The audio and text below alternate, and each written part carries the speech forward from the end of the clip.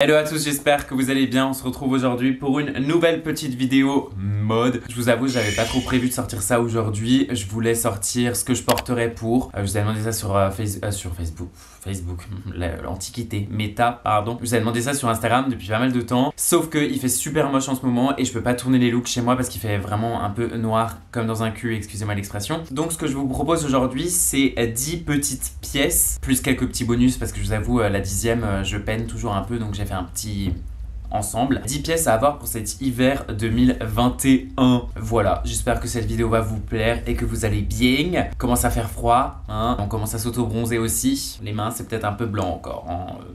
Voilà, il y a un peu un effort à faire. Sans plus tarder, je vais commencer. N'hésitez pas à aller me follow sur Instagram, @nathangraph, je fais ma petite promo, et à vous abonner à ma chaîne YouTube, bien entendu. Alors, laissez-moi reprendre cette petite liste. Il y a des choses nouvelles, il y a des choses pas nouvelles. Voilà. Alors, 10 pièces à avoir cet hiver. Première chose que j'ai mis, c'est une veste en moumoute. Clairement qu'on se le dise, c'est un polaire. Aussi bizarre que ça puisse l'être, c'est vrai qu'on voit plus en plus de polaires un peu partout. Il y en a chez Gant, il y en a chez COS, il y en a chez Pull&Bear. Enfin vraiment, il y en a partout.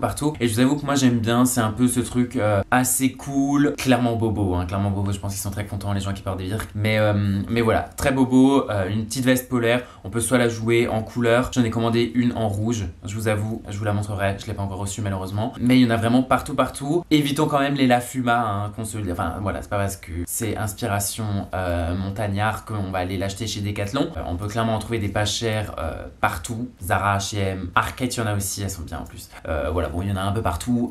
Voilà. Et en plus, si vous en aviez une quand vous étiez jeune et qu'elle vous va encore, vous pouvez clairement la ressortir. Elle sera vintage en plus. Ensuite, encore d'inspiration montagnard. Non, un peu moins quand même. C'est une veste matelassée. Alors attention, pas un matelassage en mode une doudoune. Vraiment un matelassage, je sais pas, un peu en mode nid d'abeille, je sais pas si vous voyez.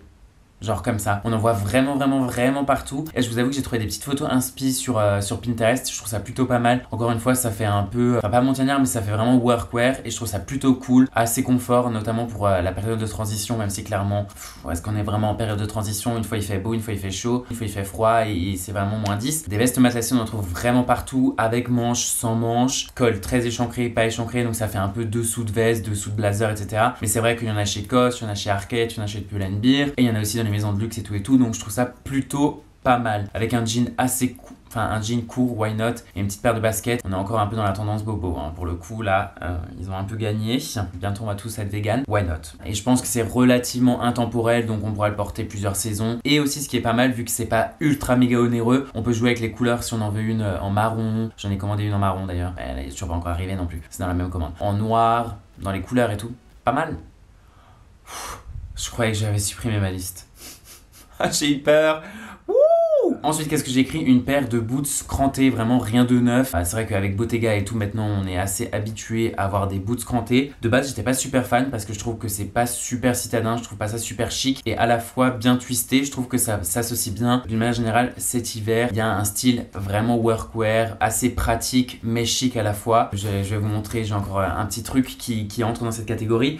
Et voilà, moi j'ai cette paire de boots qui viennent de chez COS que j'avais pris quand j'étais en partenariat avec eux. Je les ai toujours pas mises, elles sont neuves. Mais vous voyez, la paire, elle est vraiment crantée. Alors attendez, je vais essayer. Plus l'habitude. Bon, là, vous voyez vraiment bien. Ça, c'est une petite poussière.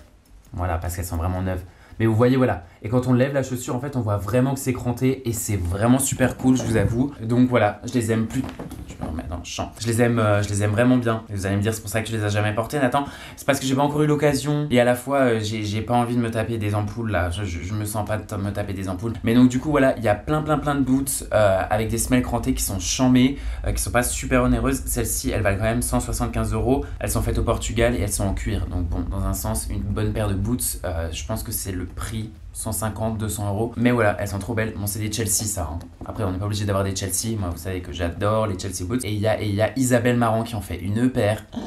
500 €. Elles sont magnifiques. J'espère qu'elles sont soldées. Si quelqu'un connaît quelqu'un qui travaille chez Isabelle Marant et qui veut me faire sa petite réduction, parce que bon, 500 € dans une paire de boots que je n'ai vraiment pas besoin, sachant que j'en ai une autre en backup qui m'attend. Voilà, mais elles sont trop belles. Elles sont trop belles. Donc voilà, une petite paire de chaussures crantées, qu'elles soient hautes ou mi-hautes ou basses. Je pense que c'est vraiment le truc qu'il vous faut cette saison, qu'on pourra mettre tous les hivers dans tous les cas quand il y a de la neige et tout. Mais c'est vrai que là, cette saison, c'est quand même vachement tendance. Donc on y va. Ensuite, j'ai écrit une pièce en cuir très 70s. J'ai pris une veste en Suède chez ma mère. Enfin, chez ma mère. Elle était à ma mère, quoi, dans son dressing. Je sais qu'elle la met plus et tout machin. Et elle me va, mais comme un gant. Et donc, du coup, je ne l'ai pas là, malheureusement. Mais une petite pièce en cuir, je trouve que c'est vraiment la petite pièce ou veste. Si c'est une veste ou une surchemise, ça fait super 70s. C'est trop, trop, trop cool. Je la jouerais plutôt en croûte comme ça, enfin en Suède, vous savez, et en marron. Je sais pas pourquoi. J'ai une obsession en ce moment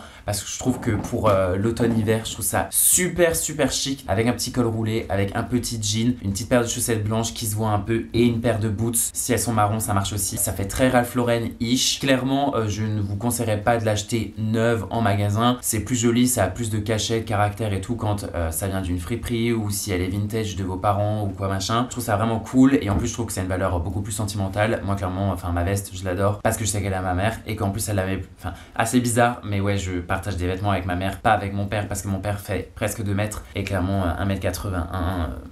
Voilà, je nage un peu dans ses vêtements. Et d'ailleurs, il a des super belles vestes en cuir que je ne pourrais jamais hériter du coup parce qu'elles sont beaucoup trop grandes. Mais bon, voilà. Ou j'aurais pu mettre aussi, je me suis commandé un nouveau Shearling. Vous savez, un mouton retourné. On peut aussi trouver en friperie, bien entendu. C'est vraiment la pièce, ça coûte un peu cher, clairement. Enfin, ça coûte clairement cher, un bon Shearling. Mais c'est l'investissement qu'on fait à vie, que ce soit un bomber ou que ce soit vraiment une veste longue. Mais voilà, une petite veste en cuir, je trouve ça vraiment super cool, assez intemporel, un bon investissement. Ensuite, j'ai écrit un ensemble en maille super comfy.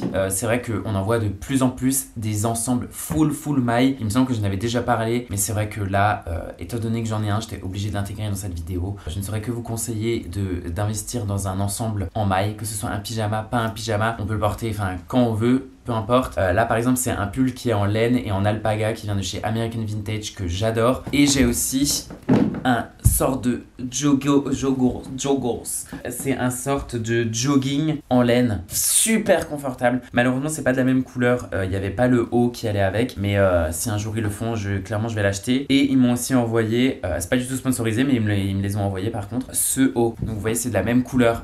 Et je trouve ça super chic de porter un pull comme ça avec ça en dessous. Ou ils ont fait aussi celui-ci, il me semble, en gilet. Donc vous mettez le pull et vous mettez le gilet avec. Je pense que je peux rien dire d'autre que chic. Je trouve ça trop cool. Clairement, je sais que je vais mettre ça demain. Bon, pas de jogging malheureusement parce que je vais au travail quand même. Quoique je suis déjà allé en jogging au travail, j'ai envie de vous dire. Mais bon, c'est un autre sujet. Après, soit on veut investir avec de la belle maille, avec de l'alpaga ou du cachemire, de la laine, etc. Ou on peut aller vers un truc synthétique. Ça marche aussi. Mais bon, c'est moins chic, moins beau et je pense que ça durera moins dans le temps. Donc je vais pas vous conseiller d'acheter du syntétoche. En tout cas, un ensemble en maille, ça fait très Real Housewives of Paris City.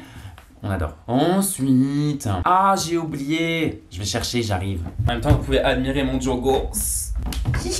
Ensuite, j'ai écrit les manches mitaines. Alors là, vous allez me dire, mais Nathan, de quoi tu nous parles? T'es complètement malade. Les manches mitaines, c'est tellement beauf. Que nenni. On adore les manches mitaines. J'adore les manches mitaines. Je suis un grand fan des manches mitaines. Et Uniqlo, ils ont fait avec U, donc le maire, ils ont sorti ce petit gilet cette saison. Oh, magnifique. Donc une belle maille. Je sais pas si on arrive à voir. Si on arrive très bien à voir. Une super belle maille. Ils ont fait... Ah, attendez.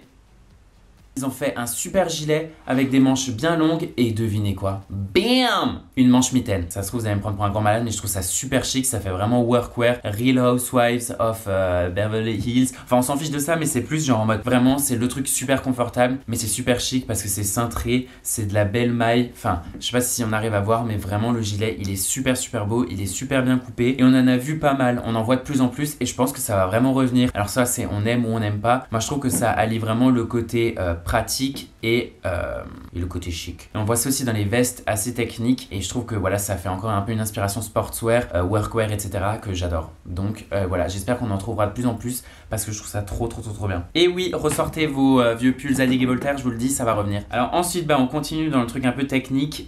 J'ai dit une veste technique courte cintrée. Elle est là. Et oui, parce que moi, quand j'aime, j'achète. Je sais qu'il n'y a pas beaucoup de gens qui vont aimer. Je pense qu'il n'y a vraiment pas beaucoup de gens qui vont aimer, mais moi j'adore. Je trouve ça vraiment trop cool. C'est une veste Parajumpers. Ça fait vraiment, je vais à la campagne. Genre, je vais vraiment à la campagne. Voilà, j'ai un peu des vaches. Ou je vais me promener juste. Voilà, et vous mettez avec ça une casquette noire ou un chapeau ou une casquette en laine. Genre comme ça. Attendez, je m'habille, je me mets dans la situation, ok? Imaginez-vous, voilà, j'ai fait un peu de sport, je suis allé faire les courses. Là, on est full dans le truc. On est d'accord, non? Là, vous voyez, il y a un matelassage. bam, il y a plusieurs petites poches. Et ici, il y a aussi un petit matelas singe. Et là, après, c'est une sorte de maille un peu, enfin, je sais pas si c'est une maille, mais c'est gaufré, vous voyez, un peu en nid d'abeille. Je pense que ça s'adressera pas aux plus jeunes. Enfin, je me vois pas ça porter. Je me vois pas le porter. Je me vois pas le porter au lycée ou un truc du genre. C'est un peu statement. Ça fait un peu vieux daddy. Mais je trouve que le mood, j'adore. Je sais pas si vous êtes d'accord. Je suis d'accord avec moi-même en tout cas. C'est super confortable. C'est super cintré. C'est une veste de mi-saison qu'on peut porter sous un blazer aussi si vous avez un blazer un peu oversize. Et derrière, c'est... Voilà, c'est pareil. On l'adore, on l'aime ou on l'aime pas. Je pense que vous n'allez pas l'aimer. Je sais que c'est assez spécial. Et pour la petite histoire, mon père et moi, on a la même. Ensuite, j'ai écrit une doudoune oversize. On en voit quand même pas mal. Je sais pas si la saison dernière on en a vu autant, mais c'est vrai que même avec la grosse doudoune The North Face, vous savez la basique de North Face, je pense que ça a un peu commencé, mais là c'est vrai qu'on en voit quand même de plus en plus où on a vraiment des grosses doudounes, mais vraiment très grosses, genre oversize to the max. Je trouve ça assez cool, encore dans un truc un peu bobo, machin et tout. On aime ou on n'aime pas. Je sais que chez Ami on en fait vraiment, enfin on en a fait beaucoup cette saison et elles sont quand même plutôt cool. Quand je vois des doudounes oversize, ça me fait penser au montage qu'ils ont fait de Kendall Jenner où elle porte la doudoune rouge, vous savez, énorme. Mais voilà, une grosse doudoune. Il y en a aussi chez Isabelle Marant, il y en a un peu partout. Je pense que si on a une grosse doudoune cette saison, on n'est pas has-been. C'est clairement le truc où je suis le moins fan dans ma liste, je vous avoue. Ensuite, j'ai encore écrit un truc et j'ai complètement oublié, donc j'arrive. Vous allez voir ce beau petit popotin. Je vous laisse deviner. Oui, pas un pull. La spécificité de ce pull, c'est le col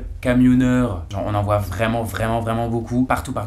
Louis Vuitton, ils en ont fait en masse déjà la saison précédente. Mais là, c'est vrai que tout le monde en fait et je pense que c'est vraiment le pull à avoir cet hiver. Alors je connais pas exactement la spécificité d'un col camionneur, mais il me semble que en fait il y a un empiècement ici, bam, et là après il y a un gros zip et moi je trouve ça trop cool. C'est à la fois chic si vous prenez assez épais dans une belle maille et à la fois super pratique parce qu'on peut aussi l'avoir en sweatshirt, vraiment en matière sweat. Donc voilà, je trouve ça plutôt cool et en plus je trouve que ça ajoute un vrai truc si vous mettez un blazer ou une veste, vous la bam et que vous remettez le col par dessus. Je sais pas si je peux dire que ça mélange tout ensemble, mais vraiment on voit que tout le look se fond ensemble. Ouais, ça blend, si ça blend, je suis désolé, ça mélange tout le look. Donc voilà, moi j'adore. J'en ai commandé un qui vient de chez Ami, mais il y en a vraiment partout, Pull & Bear, Zara, COS, enfin voilà, il y en a vraiment partout. Donc un pull col camionneur, vraiment c'est le pull de la saison. Et last but not least, je vous avoue, j'ai un peu galéré pour le dernier article parce que j'avais envie de mettre plein de trucs et à la fois c'est pas des trucs genre en mode vraiment il les faut et à la fois il les faut quand même. Je sais pas si vous voyez ce que je veux dire. Je voulais mettre une paire de baskets, je voulais mettre une écharpe, je voulais mettre un accessoire, enfin bon bref, je voulais mettre plein de trucs. Donc ce qui selon moi est le plus tendance et ce qu'il faut cet hiver, c'est vraiment une paire de baskets New Balance, soit les 550 qu'on ne peut clairement pas trouver à part si vous voulez les repayer plus cher sur StockX et tout, en blanche et en verte. Elles sont magnifiques, je les veux,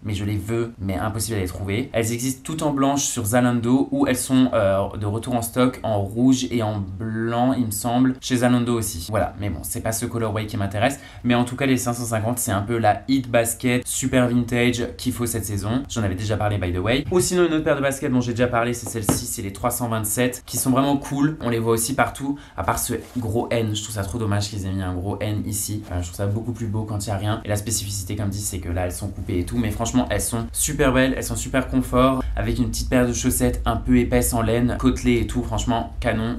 J'aime beaucoup. Ou sinon il y a aussi les 992 qui sont un peu plus dad sneakers, etc., qui sont aussi très cool, qui sont peut-être un peu plus intemporels, je pense, très Steve Jobs quoi. Et sinon ce que j'ai mis en option, c'est une casquette texturée. Celle-ci vient de chez Asos, il me semble que je vous l'avais déjà montré. Elle est en laine, elle est plutôt cool pour l'hiver. Marion me l'avait empruntée et elle me l'a rendue il y a pas si longtemps de ça. Je trouve que c'est vraiment bien pour terminer une tenue et si on veut pas mettre de bonnet, clairement un bonnet il vous en faut cet hiver, mais je pense qu'une casquette texturée c'est un peu plus cool. J'ai aussi celle-ci du coup que je vous ai montré juste avant qui vient de chez Boss en collaboration avec Russell Athletics. Voilà, elles sont plutôt cool. Celle-ci elle est en feutrine grise. Pour terminer une tenue, d'avoir une casquette texturée c'est plutôt pas mal. Pas les casquettes NY là, hein. Ça c'est interdit, j'en vois de plus en plus, ça on veut pas. Et pas besoin qu'elle soit chère, celle-ci c'est une marque Asos qui fait très bien l'affaire, elle est très cool. Et ben écoutez, c'était à peu près tout pour cette vidéo, j'espère qu'elle vous aura plu. Dites-moi si vous avez aimé cette vidéo, là n'hésitez pas à lâcher un gros pouce bleu, n'hésitez pas à me donner des idées de vidéos en commentaire, c'est toujours bon à prendre. Comme vous le voyez, je suis pas super actif, c'est aussi parce que j'ai pas trop d'idées, donc voilà, n'hésitez pas à m'en donner. Mais en tout cas j'espère que cette vidéo vous aura plu, n'hésitez pas à me follow sur Instagram, aussi à vous abonner sur ma chaîne YouTube, et je vous dis à très vite. Salut!